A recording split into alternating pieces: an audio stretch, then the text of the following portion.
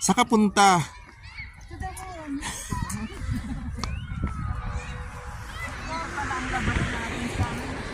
Labasan na ng mga estudyante.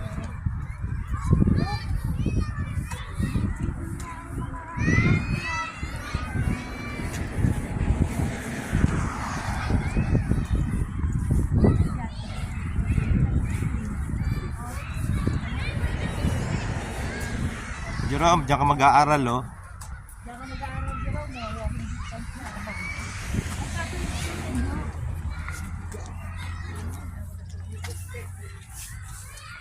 Ayun, St. Catherine, ano ba yun?